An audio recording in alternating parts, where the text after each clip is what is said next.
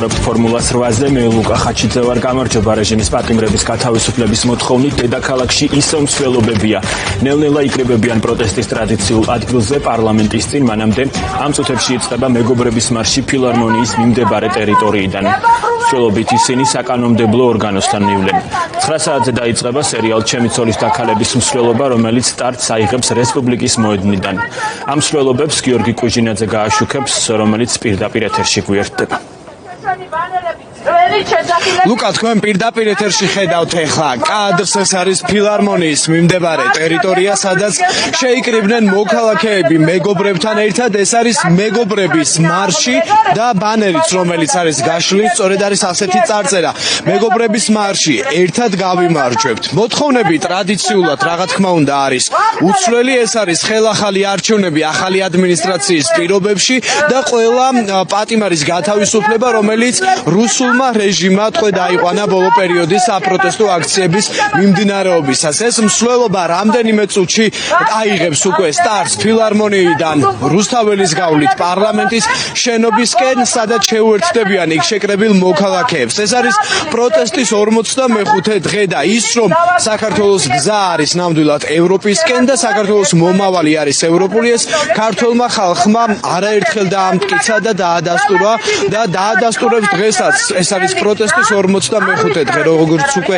აღნიშნე. გარდა მეგობრების მარშისა, დღეს დაგეგმილია სხვადასხვა მარში მოქალაქეები ასევე პარალელურად იკრიბებიან რესპუბლიკის მოედანზე. საღამოს 9 საათზე კი ჩემი ცოლის დაქალების მარში გაიმართება რესპუბლიკის მოედნიდან რუსთაველის გამზირისკენ პარლამენტის შენობასთან. გავესაუბროთ ახლა მოქალაქეებს, რომლებიც მოვიდნენ მეგობრებთან ერთად და მიდიან უკვე მსვლელობით პარლამენტის შენობისკენ. მოგესალმებით, ქალბატონო ცისნამი, მეგობრებთან ერთად ხართ თქვენს მოსულები, აი რომ გითხრათ, რა არის თქვენი პროტესტის მთავარი სათქმელი?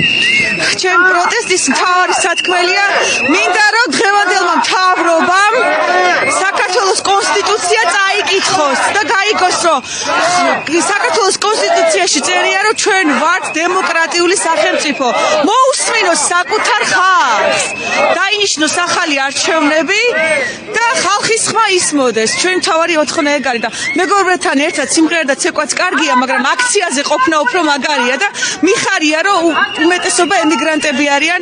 აი ორგანიზატორი გოგონაც არის საფრანგეთიდან, მე ნიუ-იორკიდან ვარ და მეგობრობა, სწორედ სიყვარული, ერთობა და მედია მოვიპოვებთ გამარჯვებას ახალი არჩევნებით. თქვენ ამერიკიდან ჩამოხვედით სწორედ ამ საპროტესტო აქციების მიმდინარეობისას. თუ არ ვცდები, ჩამოხვედით იმისათვის, რომ დაიცავთ თქვენი ქვეყანა საქართველო, ხომ? როდესაც ჩვენი ეგრეთ წოდებული ხელისუფლება, ქართული ოცნება ცდილობს, რომ ეს ქვეყანა დააბრუნოს რუსეთის ორბიტაზე, ხომ? აი 45 დღეა პროტესტის, მოქალაქეები დანებებას, გაჩერებას არ აპირებენ. რაზე მეტყოლებს ეს? მეტყოლებს თუ არა იმაზე, რომ გამარჯვება არის გარდაუვალი? ნამდვილად გამარჯვება არის გარდაუვალი და ყველაზე მაგარი იცით რა არის? მე 11 წელია ნიუ-იორკში ვცხოვრობ და არასდროს მინახია ნიუ-იორკ ტაიმს ამდენჯერ დაეწერო საქართველოზე. ყოველ დილა გაზეთს რო კითხულობდი, ერთი სტატია იყო საქართველოზე. ეს ხალხის დამსახურებაა, ქართველი ხალხის დამსახურება. ძალიან მიხარია, იმიტომ რომ ჩვენ მსოფლიო ყურადღების ცენტრში ვართ და ეს უკვე ჩვენი წინ გადადგმული ნაბიჯია, პირველი ნაბიჯი ევროპისკენ და ნატოსკენ, რაც ჩვენ ქვეყანას ძალიან სჭირდება. და გარეთ 21 საუკუნეა ხალხო, ვიღას უნდა რუსეთის ორბიტაზე ყოფნა, ხო? ჩვენ მივიწევთ წინ განვითარებისკენ, ცვლილებებისკენ, პროგრესისკენ, რაც სახელმწიფოსაც სჭირდება, ხალხსაც სჭირდება. ცვლილებები აუცილებელია. არ შეიძლება ერთი და იგივე ხალხი იყოს ყოველთვის პარლამენტში.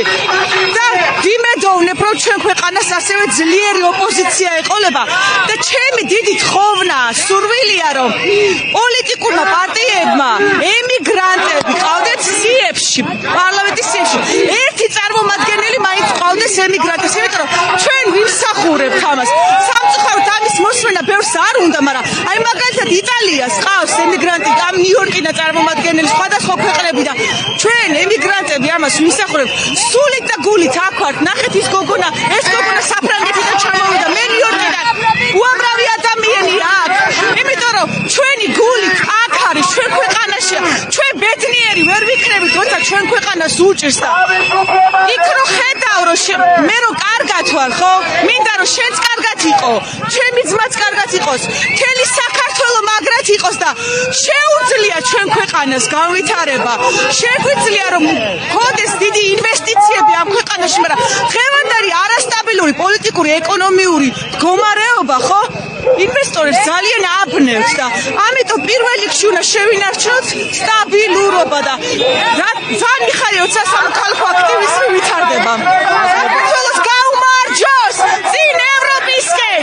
მოგება ძალიან დიდი გავესაუბრებით სხვა მოქალაქეებს.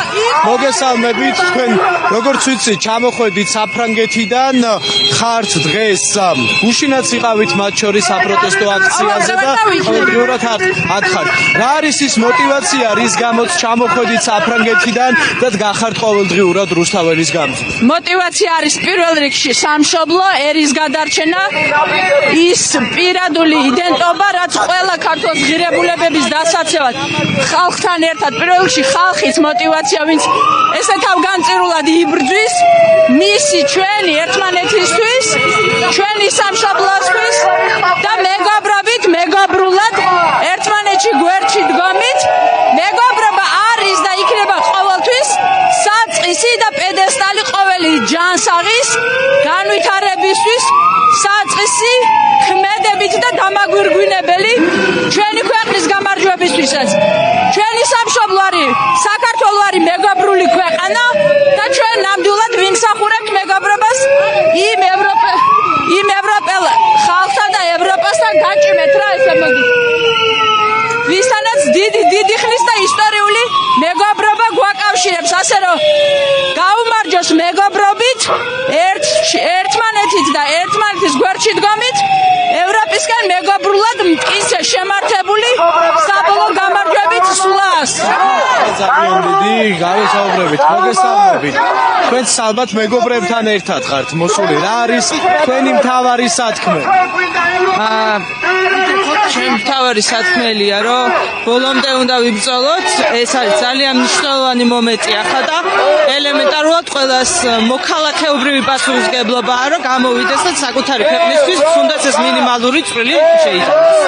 მადლობა ძალიან დიდი. თქვენ გესმით ასევე მარშის მონაწილეებს ავტომობილებიდან ესალმებიან და მხარდაჭერას უცხადებენ მოქალაქეები ასევე სიგნალებით და ასეთი ფორმით ცდილობენ რომ მხარდაჭერა გამოხატონ ქართული ხალხის მიმართ, იმ ადამიანების მიმართ, რომლებიც უკვე 45 დღეა იბრძვიან ქვეყნის ეროვნული ინტერესების დასაცავად და ქვეყნის ევროპული მომავლის დასაცავად. აქ ხედავ სხვა ადამიანებსაც ძალიან ბევრი მოქალაქე არის, რომლებსაც ასევე გავესაუბრებით. მოგესალმებით. თქვენც ალბათ მეგობრებთან ერთად მოხვედით. რა არის თქვენი მთავარი სათქმელი და მოტივაცია, რის გამოც აქცია? ტრადიციულად როგორც ყოველთვის მოთხოვნები არის უცვლელი, ხელახალი არჩევნები თავისუფალ და ნეიტრალურ გარემოში და თავისუფლება უკანონოდ დაკავებულებს. მადლობა ძალიან დიდი. აი ჩვენმა ერთ-ერთმა რესპონდენტმა ახსენა სწორედ თავისუფლება რეჟიმის ტყვეებსო, უკანონოდ დაკავებულ მოქალაქეებსო და დღეს თბილისის საქალაქო სასამართლოში გაიმართა ახალგაზრდების პროცესი და ყველა მათგანი ამჯერადაც მოსამართლემ დატოვა პატიმრობაში. ასევე გუშინდელი სასამართლო პროცესის უნდა გავიხსენოთ, სადაც მსახიობ ანდრო ჭიჭინაძის, იუმორისტ ონისე ცხადაძისა და სხვა პირების სასამართლო პროცესები მიმდინარეობდა და აღკვეთი ღონისძიება გადასინჯეს და 11-ვე მათგანი მოსამართლემ ასევე ქეთევან ჯაჭვაძემ პატიმრობაში დატოვა და მან დაიმსახურა საქართველოს პრეზიდენტის სალომე ზურაბიშვილის მხრიდანაც საკმაოდ მწვავე კრიტიკა და საზოგადოების მხრიდანაც ამ გადაწყვეტილებას მოყვა მწვავე კრიტიკა, რადგანაც პროტესტის ერთ-ერთი მთავარი მოთხოვნა არის სწორედ ის, რომ რეჟიმის ტყვეები გათავისუფლდნენ, დატოვონ საპატიმრო დაწესებულებები, რადგანაც არ არსებობს მტკიცებულებები ამ ადამიანების 51 ადამიანის წინააღმდეგ, რომლებიც დააკავა შინაგან საქმეთა სამინისტრომ და რომელსაც პროკურატურამ ბრალი წაუყენა. შემდგომში კი ამ პროცესებში უკვე ჩაერთო სასამართლოც და კლანის მიერმა მართულმა სასამართლომ ყველა მათგანს პატიმრობა შეუფარდა. თქვენ ხედავთ თუ რამდენი ადამიანია ახლა ამ მსვლელობაზე ყველა მათგანი ახლა მიემართება რუსთაველის გამზირისკენ პარლამენტის შენობისკენ, სადაც ეს იქნება პროტესტის 45 დღე. ასევე ადამიანები, რომლებიც ახლა შეჩერდნენ მოქალაქეები ცოტა ხნით და შემდგომში ისევ გააგრძელებენ მსვლელობას. როგორც უკვე გითხარით, რესპუბლიკის მოედანზე ასევე იკრიბებიან მოქალაქეები და იქიდანაც დაიწყება მსვლელობა ცოტა ხანში და ასევე 9 საათზე დაგეგმილი არის ჩემცოლის დაქალების მარში და ეს მოქალაქეები მსვლელობით სწორედ მივლენ რუსთაველის გამზირზე პარლამენტის შენობასთან. მადლობა გიორგი კუჟინაძეს, რომელიც პირდაპირ ეთერში საუბრობდა. მოსამართლემ რეჟიმის 8 პატიმარი ზვია ცეცხლაძე, ვეფხვია კასრაძე, ვასილ კაძელაშვილი, ირაკლი მიმინოშვილი, თორნიკე გოშაძე, ისაფ ალიევი, ნიკოლოზ ჯავახიშვილი და გიორგი გიორგაძე ციხეში დატოვა. ხელისუფლების დაკვეთა, როგორც გადაწყვეტილებას პოლიტიკური პატიმრების ოჯახების წევრები და ადვოკატები უწოდებენ, ირაკლი ხუსკივაძემ ცარიელ დარბაზში გამოაცხადა. პროტესტულ აქციებში მონაწილეობის გამო დაკავებულების ხდომაზე უკვე აღარ იმყოფებოდნენ და არც მათი კერძო ადვოკატები. პროტესტის ამ ფორმას მას შემდეგ მიმართეს, რაც მოსამართლემ არ გაითვალისწინა ხდომის დიდ დარბაზში გადატანის მოთხოვნა. მცირე სივრცეში და უხაერობაში 19 წლის პოლიტპატიმარი ცუდათაც გახდა. თუმცა ბახუტაშვილი დილიდან მუშაობს საქალაქოში, ის ესაუბრა რეჟიმის ტყვეების ოჯახის წევრებს და ადვოკატებს და მათი პოზიციებით შეფასებებით გვერდება პირდაპირ ეთერში. ახლა ჯგუფური ძალადობის ორგანიზებასა და ჯგუფურ ძალადობაში მონაწილეობის ბრალდებით დაკავებული 8 პირი დღეს 8 საათიანი სასამართლოს ხდომის შემდეგ მოსამართლე ირაკლი ხუსკივაძემ პატიმრობაში დატოვა, ისე რომ მის გადაწყვეტილების მისაღებად სათათბიროდაც არ გასულა. ირაკლი ხუსკივაძემ დააკმაყოფილა პროკურატურის შუამდგომლობა და აღკვეთი ღონისძიების სახე არ შეცვალა. სასამართლო პროცესის დასრულების შემდგომ მედიასთან კომენტარი გააკეთეს საზოგადოებრივმა ადვოკატებმა, რომლებიც საქმეში მას შემდეგ ჩაერთნენ, რაც ადვოკატებმა დატოვეს ხდომათა დარბაზი პროტესტის ნიშნად. საზოგადოებრივ ადვოკატებს, ეგრეთ წოდებულ სახაზინო ადვოკატებს, საქმეში არსებული 5 ტომის მასალების გასაცნობად 2 საათზე ნაკლები დრო ჰქონდათ, თუმცა მათი შეფასებით საქმეში არანაირი მყარი მტკიცებულება არ არსებობდა იმისათვის, რომ ირაკლი ხუსკივაძეს ეს გადაწყვეტილება მიეღო და რეჟიმის ტყვეები კვლავ პატიმრობაში დაეტოვებინა. როგორც უკვე გითხარით, სასამართლო პროცესი პროტესტის ნიშნად დატოვეს კერძო ადვოკატებმა, თუმცა ერთი ადვოკატი ნიკოლოზ ჯავახიშვილის უფლებადამცველი გურამ ავსაჯანიშვილი პროცესს ბოლომდე ესწრებოდა. გურამ ავსაჯანიშვილმა განახლებულ ხდომაზეც დააყენა შუამდგომლობა იმასთან დაკავშირებით, რომ მომხდარიყო მოსამართლე ირაკლი ხუსკივაძის აცილება, თუმცა ხუსკივაძემ განმარტა, რომ მის დამოუკიდებლობასა და მიუკერძოებლობასთან დაკავშირებით ეჭვები არ არსებობდა, შესაბამისად ეს შუამდგომლობა არ დააკმაყოფილა. თორნიკე გოშაძის, ნიკოლოზ ჯავახიშვილის, გიორგი გიორგაძის, ზვია ცეცხლაძის, ისაფ ალიევის, ვეფხვია კასრაძის, ირაკლი მიმინოშვილის, ვასილ კაძელაშვილის მიმართ გამოყენებული ახალგაზრდა პატიმრობა დარჩის ძალაში, განჩინების ასლები გადაეცა შესაბამის პირებს ოდარდამებს, განჩინება შეიძლება ერთჯერადად გასაჩივრდეს თბილისის სააპელაციო სასამართლოს საგამოძიებო კოლეგიაში გამოტანდა 48 საათში თბილისის სახალხო სასამართლოს მეშვეობით. ვალდების მხარეს თითქმის არაფერი მტკიცებულება არ აქვს წარმოქმნილი საქმეში, გინდა ჯავახიშვილთან მიმართებაში, გინდათ გიორგი გორგაძესთან მიმართებაში, ხარ მარტო დასკვნები, ექსპერტიზის დასკვნები, სადაც თქვენს აყენებთ დაცვის მხარეს, ვინაიდან სახეზე არც ერთი კადის არ ჩანს, რომელიმაზე დაყრდნობით მიიღო ექსპერტმა გადაწყვეტილება, ამაზე დაყრდნობით სასამართლო აპელირებს, რომ ეს იყო ნიკოლოზ ჯავახიშვილი თუნდაც, მაგრამ რაც შეეხება სხვა მტკიცებულებებს, მიუხედავად იმისა, რომ 6 დეკემბერს განიხილა პირველი წარდგენის ხმის მერე მიმდინარეობდა გამოძიება, დღემდე გამოძიებას ისეთი ახალი არსებითი გარემოება და ახალი მტკიცებულება მოპოვებული არ აქვს საქმეში და წარმოქმნილი დღესაც ვერ წარმოადგინა ბრალდების მხარემ, ასე რომ თითქმის საქმეში მტკიცებულება კი მტკიცებულებათა ერთობლიობაც კი არ არსებობს, რაზეც შეიძლებოდა სასამართლოს მიეღო აღნიშნული გადაწყვეტილება. მათ გარეშე ჩატარდა, მათთან შეხვედრის გარეშე ჩატარდა აღნიშნული ხდომა და მიღებული იქნა გადაწყვეტილება, რომ შეფარდებული პატიმრობა ძალაში დატოვა.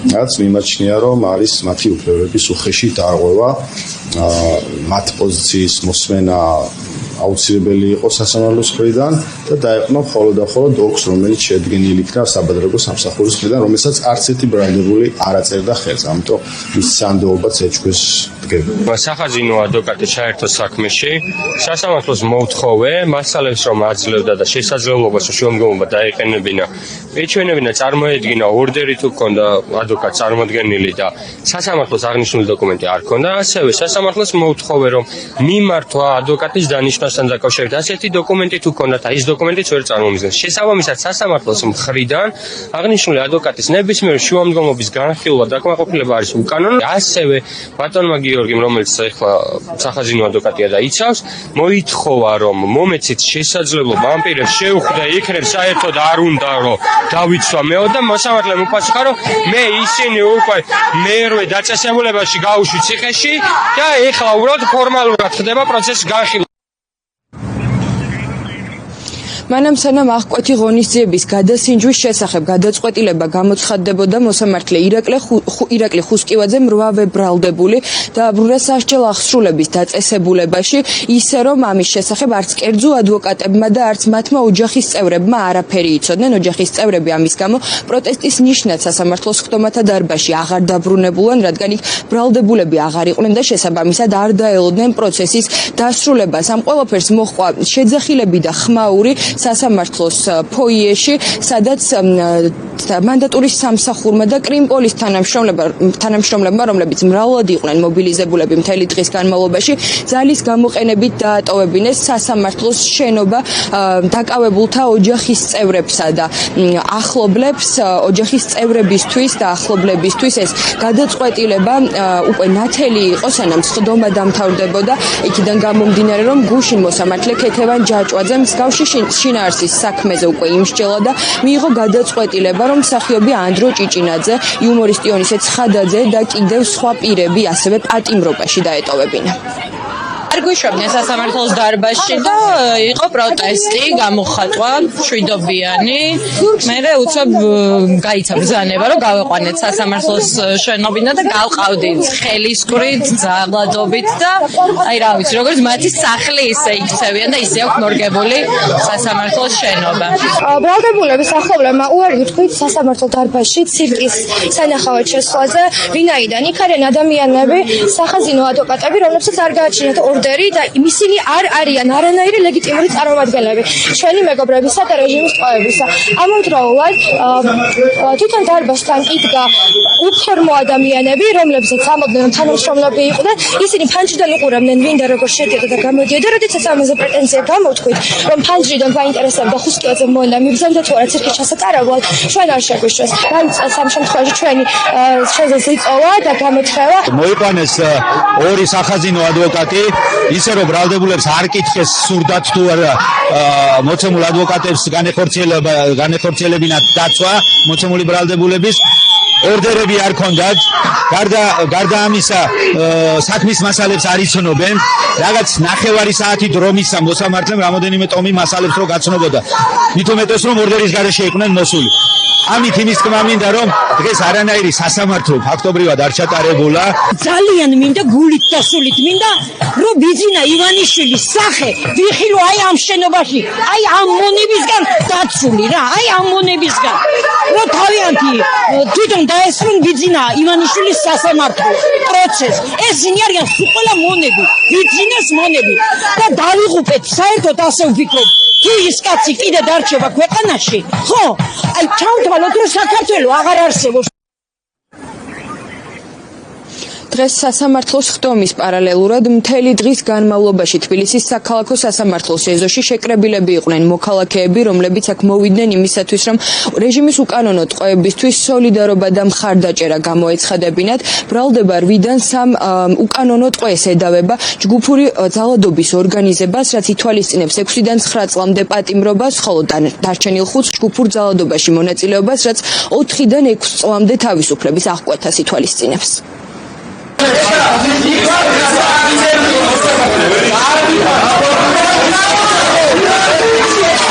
ხმაური და ადვოკატების ასევე ბრალდებულების პროტესტი მოსამართლე ირაკლი ხუსკივაძის გადაწყვეტილებას მოყვა, რომელმაც ხდომის დიდ დარბაზში გაგრძელების შუამდგომობა არ დააკმაყოფილა.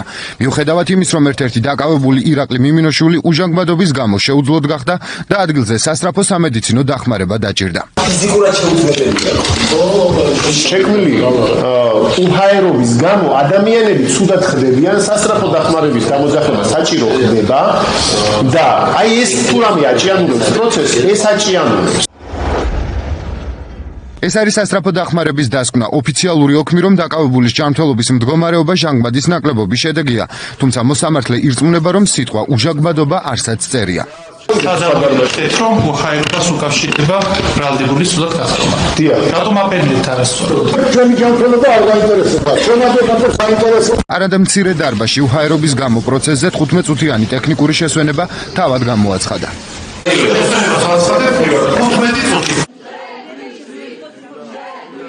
თავად ვხედავდა, რომ დარბაზში არა მხოლოდ დაკავებულთა გულშემატკივრები, არამედ თავად ბრალდებულებიც ვერ ეტეოდნენ. ნაწილი რამდენიმე საათი უბრალოდ ფეხზე იდგა, რადგან ბრალდებულთათვის გამოყოფილ სივრცეში სკამები არ ეტეოდა. საჭირო გახდა დამატებითი მაგიდების შემოტანაც, რომ ადვოკატები მაინც დამსხდარიყვნენ, თუმცა იურისტთა დიდი ნაწილი საკუთარი დაცვის ქვეშ მყოფებთან ადგილის არარსებობის გამო მისვლას და გასაუბრებას ვერ ახერხებდა. შესაბამისად, უჭირდათ მათი ინტერესების სათანადო დაცვა. ადვოკატებს არა აქვს სათანადო მუშაობის საშუალება, მაგალითად ერთ მერხზე 3 ადვოკატი იჯდა და ესეთი სიტუაცია და მართლა ვერ ხვდები, როცა შაბათია, ვიცით რომ უფრო დიდი დარბაზი თავისუფალია. რა პრინციპულია, რომ ეს უფრო დიდი დარბაზი არ იქნეს გამოყენებული. ისაც ხდება სასამართლო დარბაზში, ეს არანაირ სტანდარტში არ ჩდება, იმიტომ რომ საქართველოს სამართლის კოდექსი განსაზღვრავს, რომ ბრალდებულებს და პროცესის მონაწილეებს უნდა ქონდეთ შესაძლებლობა, რომ პროცესზე ისე მიიღონ მონაწილეობა, რომ ხელი არ შეეშალოთ. ანუ დარბაზიდან გამომდინარე, სადაც ადვოკატები ვერ ახერხებენ, რომ კომუნიკაცია დაამყარონ თავიანთი დაცვის ქვეშ ყოფილებთან, ასევე არის სრული უხაერობა, ერთად ბრალდებული გახდა ცუდად. თქვენ თავადაც ხედავთ, რომ არასამუშაო გარემოა, ამას ძალიან გულსხმელად ვამბობ. მიმაჩნია, რომ მაშინ, როდესაც შესაძლებლობა ტექნიკურად აქვს სასამართლოს იმისა, რომ ამ რაოდენობის ბრალდებულებიან საქმეზე მათი ოჯახის წევრების დასწრების შესაძლებლობა მიეცეს და არა მარტო ოჯახის წევრების მინიმუმის რაოდენობა ხალხის ვინც ესწრება დარბაზში ნორმალურად სუნთქვის საშუალება ქონდეს, ეს საკითხი არ უნდა იყოს განსახილველი და საკამათო როგორ უნდა გადაწყვიტოს სასამართლო. ოთახი, სადაც ხუსკივაძე 8 დაკავებული საქმეს განიხილავდა 20-მდე პირი ეტევა. არადა გვერდით სარიელი დარბაზი იყო, რომელიც 150 ადამიანზეა გათვლილი და გამართულია ტექნიკურად. წყალს არ გვაძლევენ, ჰაერს არ გვაძლევენ. ბაბუა ბიძები, ჩამოსული ბიძაშვილები და დარბაზში არ უშვებენ. არ შეიძლება მარტო ადამიანები არიან, ცხოველები ნამდვილად არ ვართ ჩვენ. არ ვიცი როგორ შევაფასო, პირდაპირ შემიძლია გითხრათ, რომ სასამართლო დღეს საქართველოში აღარ არის მკვდარი სასამართლო. ეს არის ფსკერი სასამართლო. მოსამართლე ხუსკივაძე არის ფსკერს ქვევით. მოსამართლე ხუსკივაძე არის უგულო, ცივი, მკვდარი ადამიანი, როგორი სამართალიც არის ამ ქვეყანაში. გაჯიუდებულმა მოსამართლემ არაფრად ჩააგდო, დაკავებულთა თხოვნა, რომ ასე მაინც შეძლებოდათ ოჯახის წევრების დანახვა. გაძლევ პირობას მე თვითონ ავხოს, უყოლას რომ იყოს სიწყნარე და უბრალოდ ყველა დაერჩოს მინდა რა. შვილები მაინც დავინახოთ და ჩვენი ახლობლები მაინც დავინახოთ. მე მგონი ამის უფლება გვაქვს. მოსამართლის სიჯიუტის შედეგად პროცესზე მონაწილეობაზე უარისქმა მოუწიათ ბრალდებულებსაც და ადვოკატებსაც. საჭირო გახდა სავალდებულო წესით საზოგადოებრივი ადვოკატების გამოძახება, ვინაიდან დაკავებულთაგან 4 21 წლამდე პირია და 1 არაქართულენოვანი. დაცვის მხარეს მსურს პროცესში მონაწილეობა და მსურს არაადამიანურ მოპყრობის ფარგლებში კი არა, ადამიანურ მოპყრობის ფარგლებში ჩატარდეს პროცესი. განხილვამ 4 საათით გადაიწია, რათა ეპოვათ იურისტები, თუმცა 5 ტომიანი საქმის შესწავლას, რომ რამდენიმე წუთში ვერ შეძლებდნენ და ბრალდებულებს შესაბამისად ვერ დაიცავდნენ, ეს საგანგებოდ გამოძახებულმა ეგრეთ წოდებულმა სახაზინო ადვოკატებმაც აღიარეს. ჩვენ სრულად ვერ მოვახერხებთ. და მაინც დღეს უნდა გაიმართოს პროცესი და მიიღოთ მონაწილეობა. ახლა სასამართლოს უთხარი რომ ჯერ დრო გჭირდება თქო და მაგრამ სასამართლომ გითხრა რომ ობზანდითო და აქ დააფიქსირეთ პოზიცია და მოგცემთ კიდე დროსო და ნახოთ. საქმის პროკურორები მედიასთან კომენტარს არ აკეთებენ, თუმცა პროცესზე აღნიშნეს, რომ დაკავებულთა წინააღმდეგ მტკიცებულებები აქვთ. ამის მიუხედავად კი დააყენეს შუამდგომლობა, რომ 16 იანვარს შეანიშნული პროცესი, სადაც ეს მტკიცებულებები უნდა წარმოედგინათ, 6 მარტამდე გადადებულიყო. ეს იყო ერთადერთი შუამდგომლობა, რომელიც მოსამართლე ხუსკივაძემ უყოყმანოდ დააკმაყოფილა. დაკავებულთაგან 3 ზვია ცეცხლაძე, სვეფხვია კასრაძესა და ვასილ კაძელაშვილს ჯგუფური ძალადობის ორგანიზებასა და ხელმძღვანელობას ედავებიან. მათ 6-დან 9 წლამდე თავისუფლების აღკვეთა ემუქრებათ. ბრალდებულებიდან გიორგი გორგაძეს, ირაკლი მიმინოშვილს, ინსაფ ალიევს, თორნიკე გოშაძეს და ნიკოლოზ ჯავახიშვილს ჯგუფურ ძალადობაში მონაწილეობის ბრალდება აქვთ, რაც 4-დან 6 წლამდე თავისუფლების აღკვეთას ითვალისწინებს. არც ერთი მათგანი თავს დამნაშავედ არ ცნობს და ბრძოლას ქვეყნის ევროპული მომავლისთვის ბორკილ დადებულები აგრძელებენ. ქართული კოშმარის არაღიარების აქტს დონალდ ტრამპის ხელმოწერა ექნება. ამაში დოკუმენტის ავტორი და არჩეული პრეზიდენტის ახლო გარემოცვის წევრი ჯო უილსონი დარწმუნებულია. რესპუბლიკელი კონგრესმენი ოლიგარქს ახალი ადმინისტრაციის პირობებში სანქციების დამძიმებასაც უანონსებს და რეჟიმს ახსენებს, რომ მომავალი სახელმწიფო მდივანი საბჭოთა სტილის მთავრობებს კარგად იცნობს. ორპარტიული აქტის დამტკიცების შემთხვევაში ივანიშვილის გუნდი უპრეცედენტო იზოლაციაში მოექცევა. სამუდამოდ დაემშვიდობება მომავალშიც კი ვაშინგტონის მხრიდან აღიარების შანსს, მეტიც ამერიკა აქტიურად იმუშავებს პარტნიორებთან, რომ ივანიშვილმა ლეგიტიმაცია ვერც სხვებისგან მიიღოს. დარწმუნებული ვარ, რომ ამას გააკეთებს. ის მტკიცე ადამიანია. ჯო უილსონი დარწმუნებულია, კანონ პროექტს, რომელიც თავად მოამზადა დონალდ ტრამპი, კანონად აქცევს. ამისთვის შტატების ახალი პრეზიდენტისგან მხოლოდ ხელმოწერაა საჭირო დოკუმენტზე, რომელიც მას კონგრესიდან სავარაუდოდ რამდენიმე თვეში გაეგზავნება. საუბარი ქართული კოშმარის არაღიარების აქტია, ჯერ მხოლოდ სათაურით, თუმცა კანონ პროექტი უკვე კონგრესის ვებგვერდზეც გამოჩნდა. სამიზნე სათაურშივე მიუთითეს. აქ წერია, რომ აქტი შეერთებულ შტატებს საქართველოს ყველა იმ მთავრობის აღიარებას აუკრძალავს, რომლის ლიდერიც ბიძინა ივანიშვილი იქნება. ომის კრიმინალი პუტინი დიდი საფრთხეა და ის ქართულ ოცნებას ფასადად იყენებს. ეს არაღიარების აქტის წარდგენა არის ძალიან მნიშვნელოვანი ნაბიჯი, რომელიც იქნება ორპარტიული. ნამდვილად მოუთმენლად ველი ჩემს კოლეგებთან ერთად მუშაობას, რათა საქართველოს მოსახლეობას გავაგებინოთ, რომ ჩვენ მათ გვერდით ვდგავართ სამართლიანი და თავისუფალი არჩევნების მოთხოვნაში და არ უნდა მოხდეს მთავრობის აღიარება იქამდე, სანამ ეს მოთხოვნა არ შესრულდება. დონალდ ტრამპი თავისუფლებისა და დემოკრატიის ერთგულია. ჯერა რომ ის რონალდ რეიგანის მემკვიდრეა და გააგრძელებს მის იდეას, რაც მშვიდობის სიძლიერის მეშვეობით დამყარება და ის ამაზე თითქმის ყოველდღიურად მიანიშნებს. ვიდრე საქმე პროცესში ტრამპის ჩართვამდე მივა, კოშმარის არაღიარების აქტს კონგრესი სავარაუდოდ შეფერხების გარეშე დაამტკიცებს, რადგან დოკუმენტი ორპარტიულია. ჯო უილსონთან ერთად ის სტივ კოენმა მოამზადა დემოკრატიული პარტიიდან ოცნების კოშმარად წოდების ინიციატივაც კოენს ეკუთვნის, რომელიც ამბობს, რომ 26 ოქტომბრის პროცესი სამართლიანად არ არის შეუფასებია და რადგან ასეა, ბიძინა ივანიშვილი ქართველი ხალხის წარმომადგენლად ვეღარ ჩაითვლება. შესაბამისად, არაღიარების აქტიც მინიმუმ ახალ არჩევნებამდე იმუშავებს. მას ქართველი ხალხი დასავლეთისგან შორს მიჰყავს. იქიდან, სადაც ფიქრობ მას სურს რომ იყოს. მიჰყავს რუსეთთან უფრო ახლოს, სადაც თავად მისი გული და მისი ფულია. ესაა მისი მიმართულება. ეს სამწუხარო სიტუაციაა. საქართველოში 2012 წელს ვიყავი. არჩევნებს ვაკვირდებოდი. მოქალაქეები ქართული ოცნების მიმართ ენთუზიაზმით იყვნენ განწყობილი, რადგან ფიქრობდნენ, რომ ივანიშვილი იყო ქართული ოცნება და ის მოუტანდა ქვეყანას რეფორმებს. მაშინდელ პრეზიდენტს ბრალდებოდა და ვფიქრობ, მართლაც ჰქონდა ციხეებში არაადამიანური პირობები და ის ქვეყანას არ მართავდა ისე, როგორც უნდა ემართა. მაგრამ ივანიშვილმა ყველა ეს ოცნება დაამსხვრია და ისინი კოშმარად აქცია. დავიბადე არა როგორც პოლიტიკოსი, არამედ როგორც დიპლომატი და უფრო ალბათ მე ხერხება და მე თქვენი სახელით, ზუგდიდის სახელითაც ჩავალ ვაშინგტონში ინაუგურაციაზე. კოშმარის არაღიარების აქტი ლეგიტიმურ პრეზიდენტად საომე ზურაბიშვილს გამოაცხადებს, რომელიც მანამდე ამ სტატუსით ტრამპის ინაუგურაციასაც დაესწრება. ჯო უილსონმა თქვა, რომ ზურაბიშვილს ვიზიტის ფარგლებში ამერიკის ახალი მთავრობის მაღალ ჩინოსნებთან შეხვედრის შანსიც ექნება. ზურაბიშვილი სწორედ ამ შანსის გამოყენებას აპირებს. საქართველოს მეხუთე პრეზიდენტი ამბობს, რომ ვაშინგტონის მკაფიო მხარდაჭერა ქართველი ხალხის ბრძოლის დამსახურებაა. ყველაფერს აკეთებენ იმისთვის, რომ ამ ქვეყნის მომავალი დაიცვან იმ ბრჭყალებისგან, რომელიც მოდის ჩვენი ჩრდილოეთ არამეგობრისგან. და ეს ძალიან მნიშვნელოვანი არის, იმიტომ იშვიათად ქონია ამ ქვეყანას ამდენი მეგობრები, გინდათ ევროპაში, გინდათ ამერიკაში. ეს არის ჩვენი ძალა, მაგრამ ისიც უნდა ვიცოდეთ, რომ ეს მეგობრები იმიტომ გვყავს და იმიტომ არიან ესოდენ აქტიურნი დღეს, იმიტომ რომ თქვენ დგახართ, სადაც დგახართ. ქართული კოშმარის არაღიარების აქტი ქართულ ოცნებას სრულ საერთაშორისო იზოლაციას უქადის, რადგან კანონი ტრამპის მთავრობას დაავალებს არა მხოლოდ თავად არაღიაროს ივანიშვილის რეჟიმი, არამედ ამავე შედეგის მისაღწევად სხვა ქვეყნებთანაც იმუშაოს. კოშმართან ერთად კონგრესში მეგობარი აქტის განიხილება. ესეც ორპარტიული დოკუმენტია, რომელიც დემოკრატიული უკუსვრის პირობებში ოლიგარქს და მის მოკავშირეებს სანქციებით ემუქრება. ოპოზიციაში ამბობენ, რომ ამ აქტების კომბინაციით რეჟიმი ფინანსური და პოლიტიკური კეთროვანის მდგომარეობამდე მიდის. ქართული ოცნება უკვე საერთაშორისო საზოგადოებისთვისაც ქართულ კოშმარად გადაიქცა.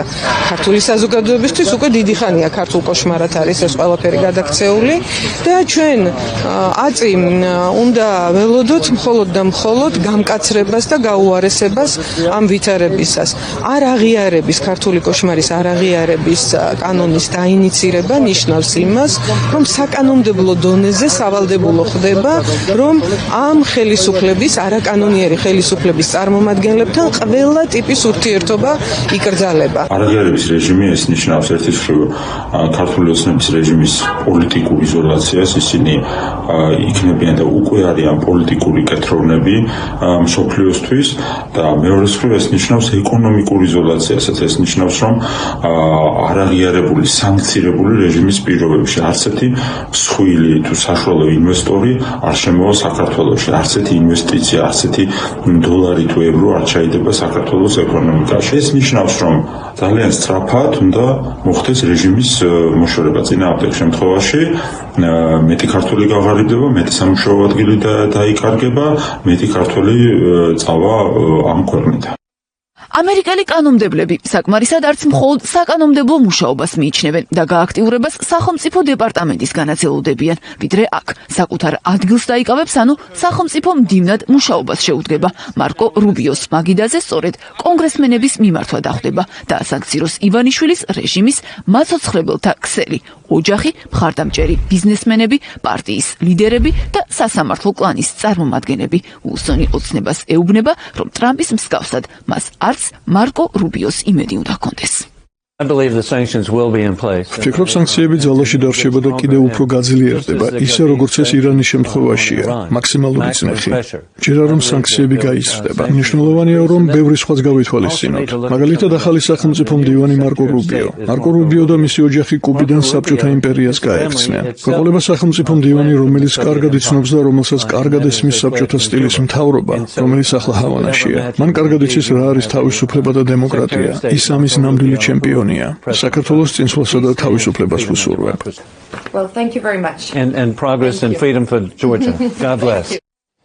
შეერთებული შტატების პოლიტიკას არ აღიაროს ივანიშვილის რეჟიმი და არ დაუშვას მასთან ურთიერთობის ნორმალიზება, გაგრძელებად შესაძლოა მოხდეს ვაშინგტონის მიერ საქართველოში დიპლომატიური წარმომადგენლობის ჩამოქვეითება. ანუ არ არის გამორიცხული, რომ შეერთებულმა შტატებმა გადაწყვიტოს, რომ აღარ არის საჭირო მას საქართველოში წარმოადგენდეს ელჩი და საკმარისად მიიჩნიოს, რომ ვაშინგტონის ინტერესებს საქართველოში გამოხატავდეს საქმეთა დროებითი რწმუნებული. ამის აუცილებლობას ხედავს ლუკ კოფი, რომელიც არის ჰადსონის უნივერსიტეტის უფროსი მკვლევარი და ექსპერტი საქართველოს საკითხებში. ის ამის შესახებ რადიო თავისუფლებას ესაუბრა და სწორედ ამ ინტერვიუში აღნიშნა, რომ მისი აზრით სწორი იქნება შეერთებულმა შტატებმა საქართველოში მოქმედოს ისე, როგორც მოქმედებს ბელარუსში, ანუ საკუთარი რესურსები მიმართოს იმ აქტორებისკენ, რომლებსაც მიიჩნევს ლეგიტიმურად. ასეთი კი არის არა რეჟიმი, არამედ სამოქალაქო საზოგადოება, არასამთავრობო ორგანიზაციები და ოპოზიციური ჯგუფები.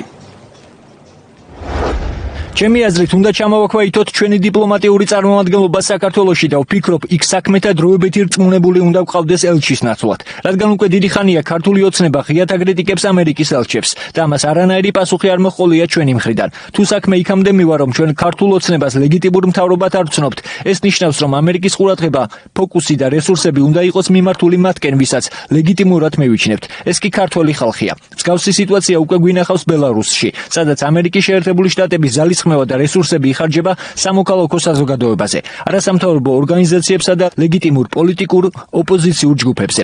ვიც ისინი ამას პროპაგანდისტვის გამოიყენებენ, ან იტყვიან, რომ ელჩი იმდენად სუსტი იყო, რომ ვაშინგტონში დააბრუნეს. მაგრამ სიმართლე ისაა, რომ ძალიან დიდი ხნის განმავლობაში ქართული ოცნება ამერიკის შეერთებული შტატების ელჩებს აგდებით ექცეოდა და ეს ყველაფერი ძირითადად ბაიდენის ადმინისტრაციის სისუსტის და უფხოვობის გამო ტარდებოდა დაუსჯელად. ისე როგორც ქართული ოცნების წარმომადგენლები საუბრობენ ამერიკის შეერთებული შტატების ელჩებზე, ეს არაა ის საუბარი, რომელსაც ამერიკის შეერთებული შტატები პარტნიორისგან მოელის და ქართული ოცნების წარმომადგენლებმა უნდა გააცნობიერონ, რომ დონალდ ტრამპის ადმინისტრაცია მათ ამგვარ დამოკიდებულებას აღარ მოუთმეს. კაცი კანადის ანექსიაზე საუბრობს და როგორ გონიათ, ერთი წამითაც კი მოითმეს, რომ ვინმე მის მიერ დანიშნული ელჩის მიმართ უპატივცემულობა გამოხატოს. რა თქმა უნდა, არა.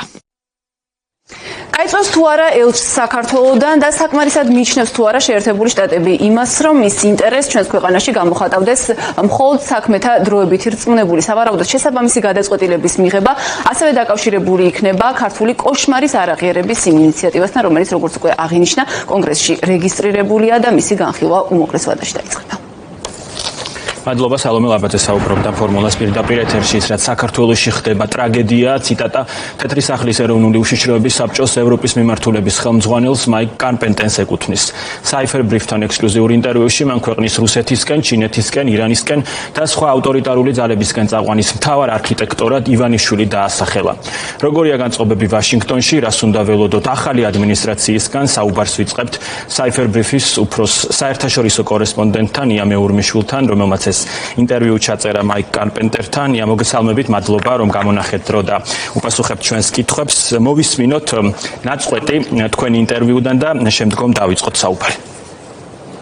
ის რაც ხდება საქართველოში ნამდვილი ტრაგედია. ქვეყანა იყო დემოკრატიის მანათობელი შუქურა, ძლიერი სამოქალაქო საზოგადოება, სიტყვის თავისუფლება, უბრალოდ მშვენიერი ქვეყანა ძალიან განათლებული მოქალაქეებით, გადაწყვეტილებით რომ სურთ ევროატლანტიკურ ინსტიტუციებში ინტეგრაცია. ეს პროცესი ჩაიშალა და ის ჩაშალა ლიდერების პატარა ჯგუფმა, რომლებმაც ქვეყანა წაიყვანა საქართველოს მოქალაქეების უმეტესობის მისწრაფებების წინააღმდეგ. მათ კარგად იცოდნენ რომ ეს ქმედებები ძირს უთხრიდა ქვეყნის მომავალს და სწორედ ესაა ტრაგედია. თქვენ ამ ინტერვიუს დროს დაინტერესდით მომდევნო სანქციების საკითხითაც და პასუხი იყო, რასაც ვისმენთ ხოლმე პრინციპში, რომ ის არ ანონსდება. გასაგებია, რომ შესაძლოა ნაკლებად სავარაუდოა მიმდინარე ადმინისტრაციის პირობებში, ამიტომ მკითხავთ, თქვენ რა მოლოდინები გვაქვთ უკვე ტრამპის ადმინისტრაციისგან, როდესაც ახეზია ეს ორი აქტი რეჟიმის წინააღმდეგ რესპუბლიკელების ძალიან აქტიური ჩართულობით. მოგესალმებით, ლუკა, მივესალმებით ჩვენს მაყურებელს. მოლოდინი არის, რომ საკანონმდებლო პროცესი გაგრძელდება მეგობარი აქტის მიმართ მხარდაჭერა და მისი აქტუალურობა დროთა განმავლობაში ძალიან თვალსაჩინოდ ჩანს, რომ იზრდება შეერთებული შტატების კონგრესში, წარმომადგენელთა პალატაში. მას აქამდე თუ ყავდა მხოლოდ თქვათ ჯო ვილსონი და ჰელსინკის კომისია იყო მისი ასე ინიციატორი, დღეს უკვე მას არაერთი როგორც რესპუბლიკელი, ასევე დემოკრატი კანონმდებლები შეუერთდნენ, რაც იმას ნიშნავს, რომ კანონპროექტმა ესეთი ასე ვთქვათ ძალა მოიკრიბა თუ ორთქლი აიღო და გაგრძელდება ეს პროცესი. რაც შეეხება საქართველოს თუ ქართული ოცნების, ქართული კოშმარის, როგორც კანონპროექტს ქვია, არაღიარების აქტი, ესეც როგორც იცით, დარეგისტრირდა 10-ში და ამასაც არაერთი როგორც ორპარტიული მხარდაჭერა აქვს ამ კანონპროექტზე საბოლოო ჯამში და ეს თქვენ სიუჟეტში ძალიან კარგად თვალსაჩინოდ გამოჩნდა ესეც.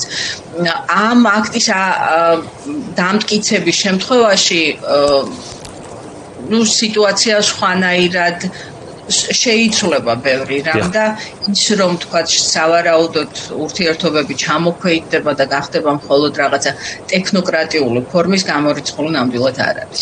მათ შორის რაზეც თქვა ლუკოფი საუბრობს, რომ თქვა ელჩი აღარ იყოს თბილისში და იყოს რწმუნებული.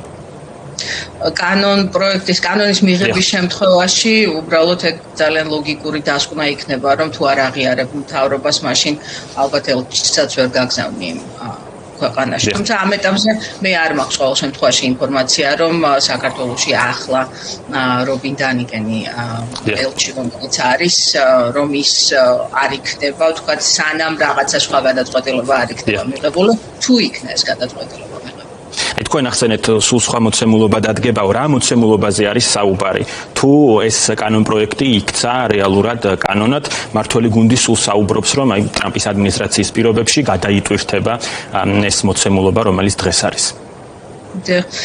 უნდა დავალოდოთ და ვნახოთ საბოლოო ჯამში კანონპროექტი როგორ გაივლის, როდის გაივლის საკანონმდებლო პროცესი, ასევე რა ფორმით დამტკიცდება ის, იმიტომ რომ ეს მხოლოდ წარმომადგენელთა პალატაში არ დამთავრდება ეს პროცესი, ამის შემდეგ სენატმაც დაახლოებით მსგავს კანონპროექტს უნდა უყაროს კენჭი, შემდეგ ეს ორი ტექსტი, ორივე პალატის ტექსტი უნდა შეჯერდეს და ეს საბოლოო ჯამში შეჯერებული დოკუმენტი, რომელიც მიიღება ამ ორ პალატას შორის ურთიერთობის თუ თუ მოლაპარაკების შემდეგ ის გაეგზავნება სწორედ პრეზიდენტს.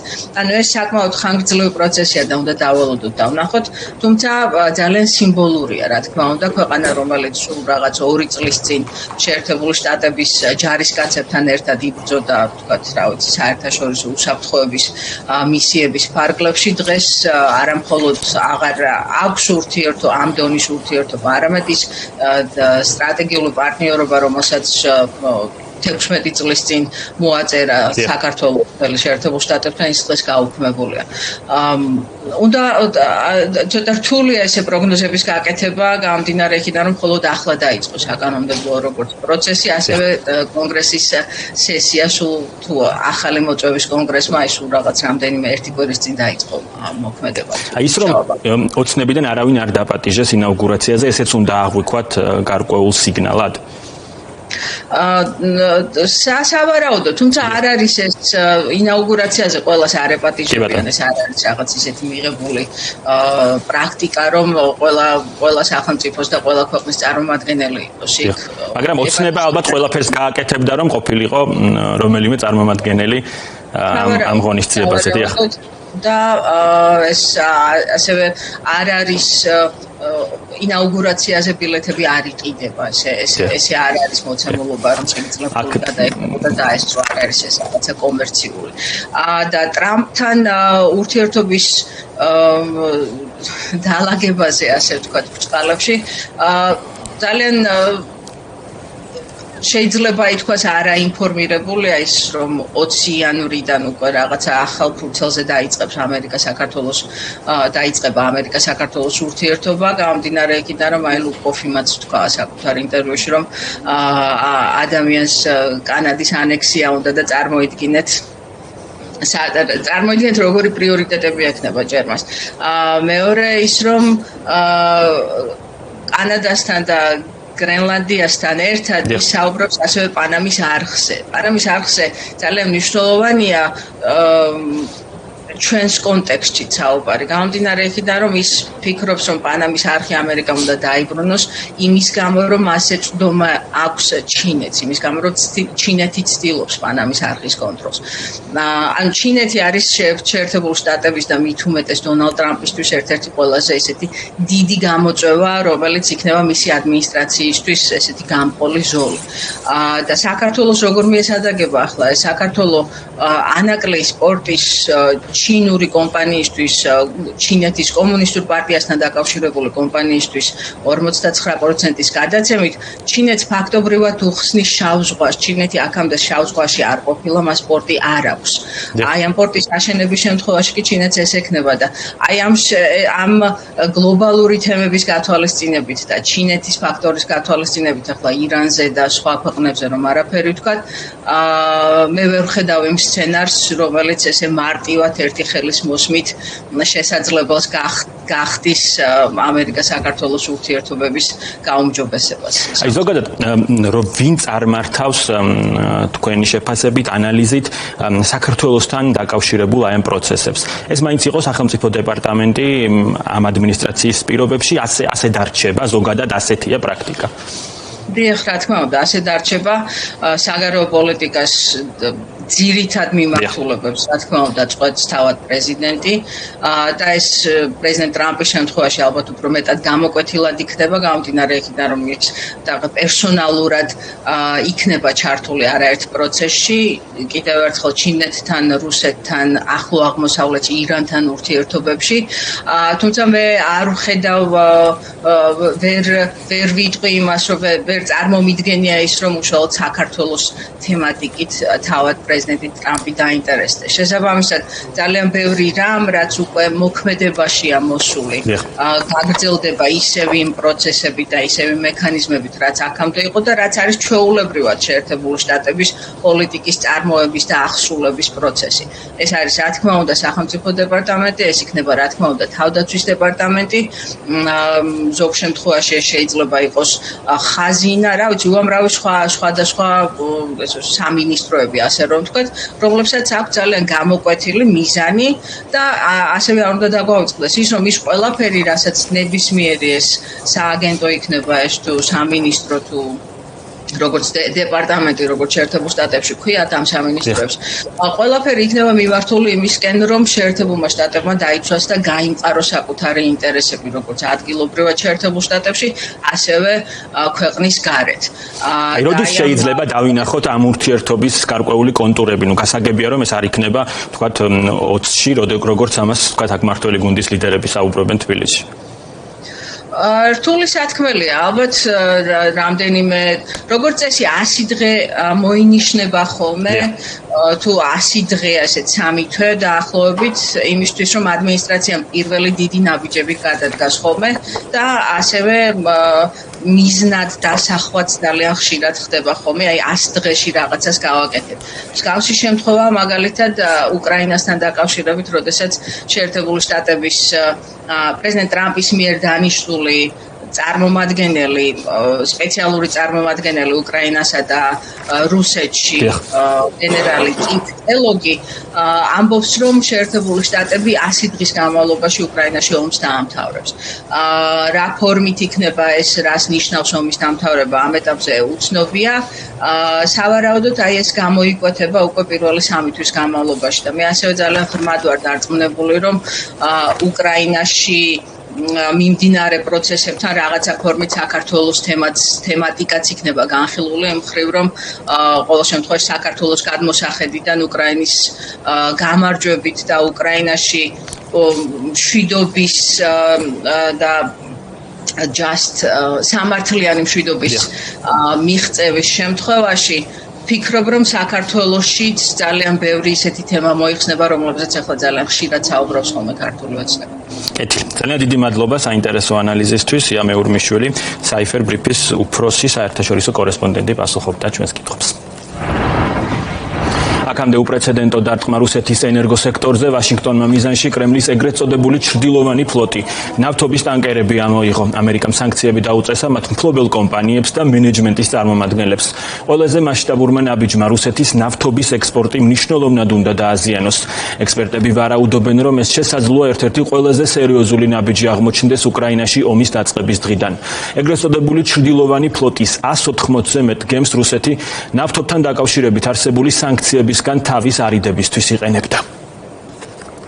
ახალი სანქციები რუსეთის ენერგოსექტორის წინააღმდეგ. ვაშინგტონის გათვლით, მოსკოვი თვეში მილიარდობით დოლარს იზარალებს. ჯო ბაიდენის ადმინისტრაციის მთავარი სამიზნე ორი უმსხვილესი ნავთობკომპანია, გაზპრომ ნეფტი და სურგუტ ნეფტეგაზი გახდა. შავ სიაში ასევე შედის შვილობილი კომპანიები და გადამამუშავებელი ქარხნები, ასევე უმსხვილესი სადაზღვევო კომპანიები. საერთო ჯამში სანქციების ქვეშ რუსეთის ენერგეტიკულ სექტორთან დაკავშირებული 400-ზე მეტი ფიზიკური პირი და ორგანიზაცია მოექცა.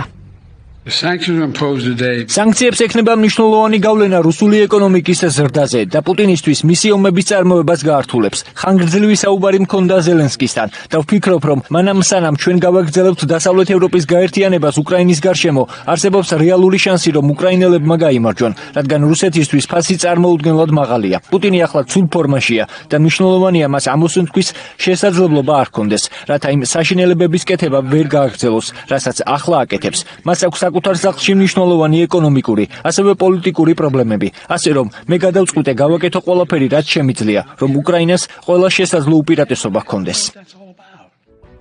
შეერთებული შტატების ფინანსთა სამინისტროს განცხადებაში აღნიშნულია, რომ შეზღუდვები შეიძლება დაწესდეს ნებისმიერი პირის მიმართ, რომელიც მუშაობდა ან აგრძელებს მუშაობას რუსეთის ენერგეტიკულ სექტორთან. კიევში მიიჩნევენ, რომ ეს იქნება ძლიერი დარტყმა რუსულ ეკონომიკაზე. სანქციების გამოცხადებიდან მალევე სატელეფონო საუბარი შედგა ჯო ბაიდენსა და ვოლოდიმირ ზელენსკის შორის.